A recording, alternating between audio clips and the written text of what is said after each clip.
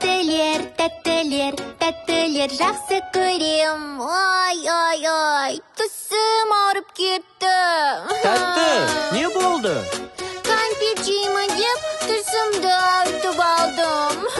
Кеттік, онда тіс дәрігеріне барайық. Жоқ, мен қорқамын. Қорықпа, ол керісінше сенің тісіңді емдеп береді. Кеттік.